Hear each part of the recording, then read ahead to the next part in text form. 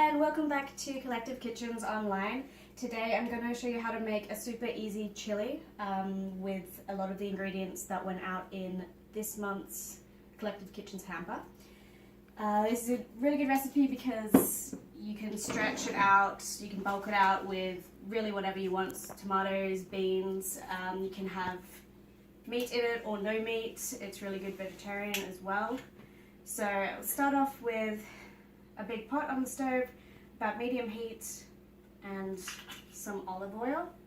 Yeah, so we've got some lean ground lamb here, but like I said, you can use ground pork, ground beef, ground chicken even, or just no meat at all, and keep it completely veggie. So stick in the pan, hot. And we're just going to season it with some salt and pepper.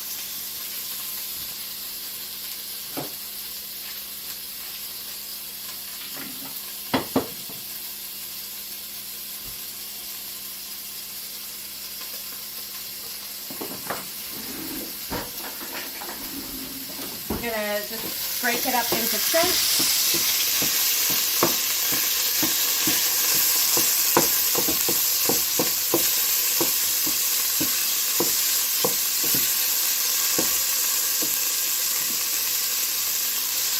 And we'll let it brown. And while you're letting that brown, you can get on with prepping the rest of your ingredients.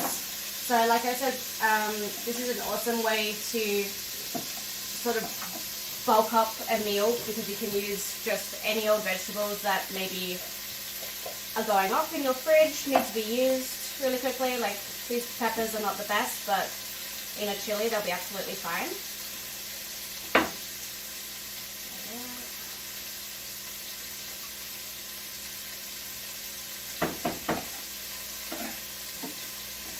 And I'm just going to chop everything kind of roughly.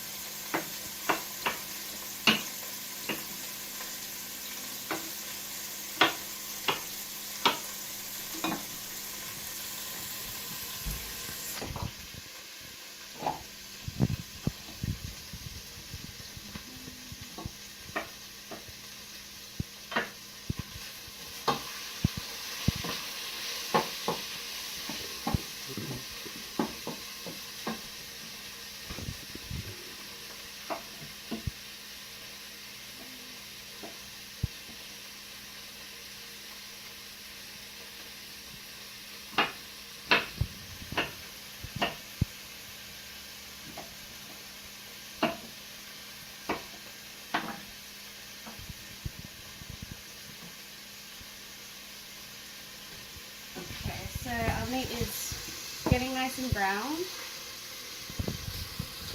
So now we're going to mince some garlic and put it in. You don't want to put your garlic in too quickly because it tends to burn really easily. Where did my garlic go? Where? Oh. Okay.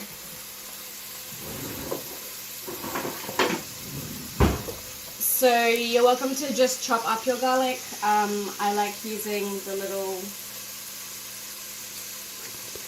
microclane just because it gets it really evenly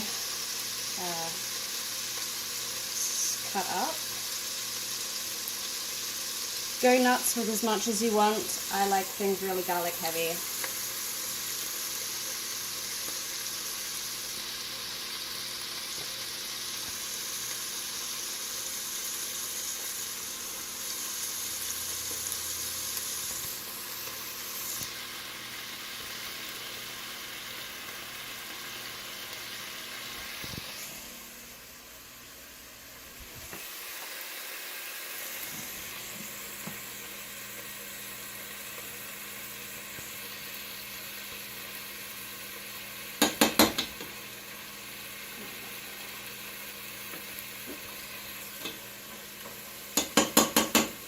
That'll probably do about 5 cloves of garlic.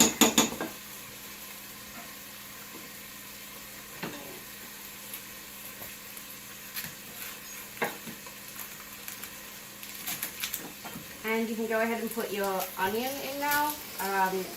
Red onion, white onion, yellow, whatever you have, however much you want. I'm going to go with this half yellow onion because it was in the fridge and needs using. I'm just going to cut it into segments like this, but keep it still quite chunky because it's a chunky chili.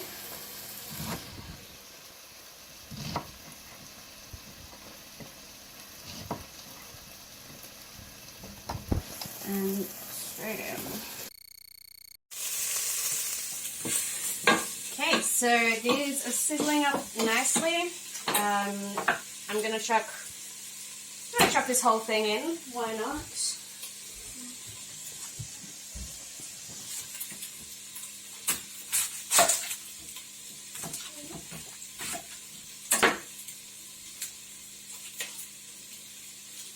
Yeah, it needs eating.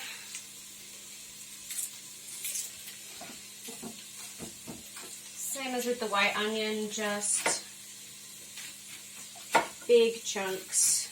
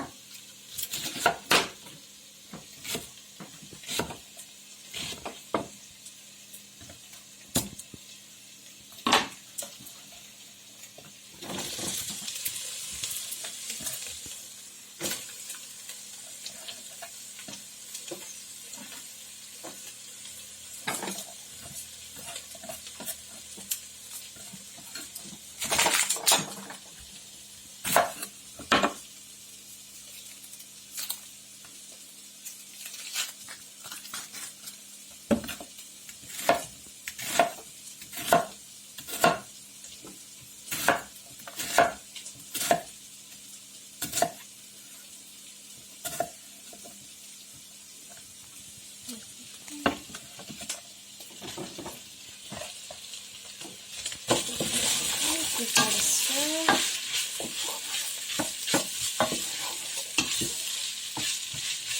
And we can go ahead and add our other vegetables we're going to be putting in bell peppers. We've got a bunch of tomatoes here. These are small enough, so I'm not going to bother cutting them, but if you have bigger ones, then yeah, cut them to size however you like. And again, this is great if, you know, your tomatoes are a little bit soft, a little bit wrinkly maybe, because in the chili, it does not matter. And this is where you also want to decide if you're adding any spice. I like things pretty hot, so I'm going to add a couple of these bird's eye chilies. Just cut really small, seeds and all. If you like the taste of chili but don't want it as hot, remove seeds. You can also add literally any other kind of heat element. Red pepper flakes that we had in the hamper. I will also add in hot sauce, cayenne pepper, whatever you like.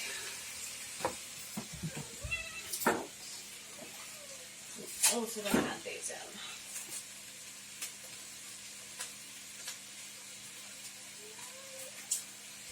And now for all of our canned items, which I have pre-canned. We've got diced tomatoes here.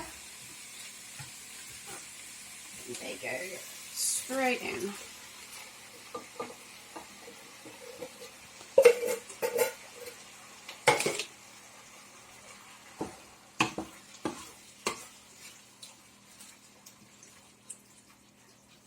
Oh, you know what? Probably should have added the taco seasoning first.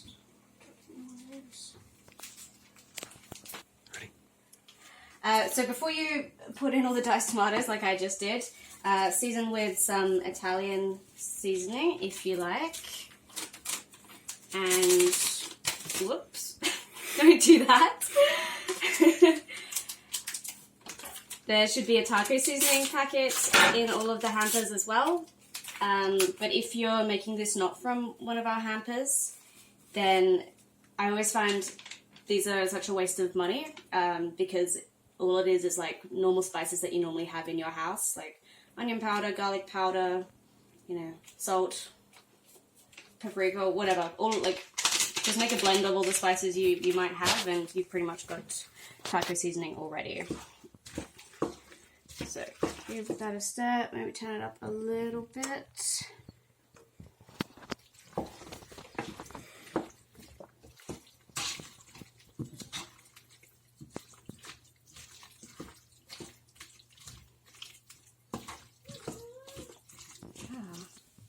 You want some chili? Okay, so we also have tomato sauce here. You can also just add a bit of tomato paste and some water or some stock. That works just as well.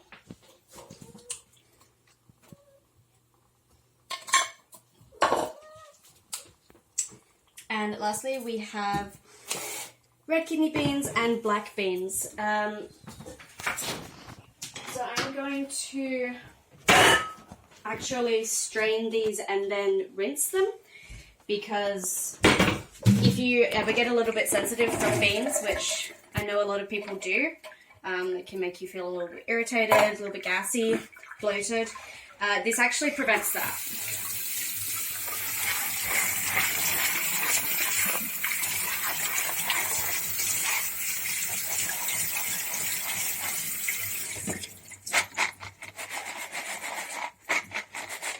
Quick rinse, and in they go.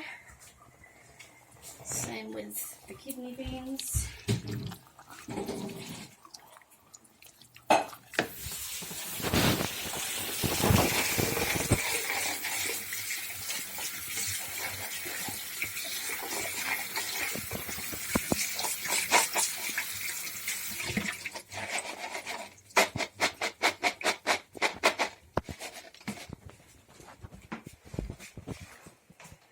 There we go.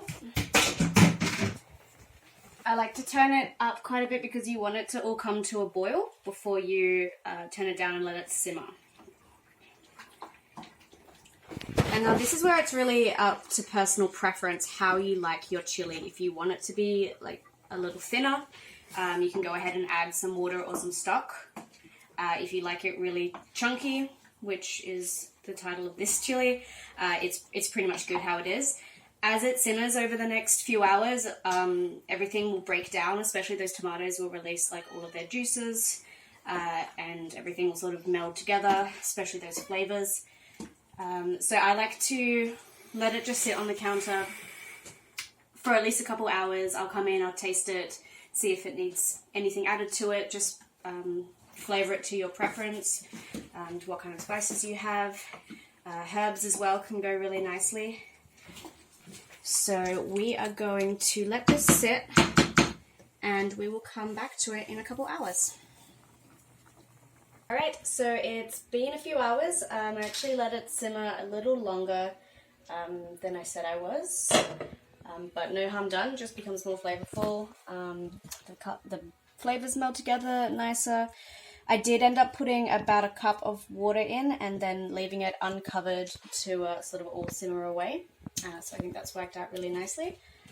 So I've got some rice that I prepared, and we're pretty much ready to go. So this is a great way to stretch your ingredients. This much chili will feed, with rice, probably 8 to 10 people, depending on how much you eat, and super versatile. Top with some sour cream.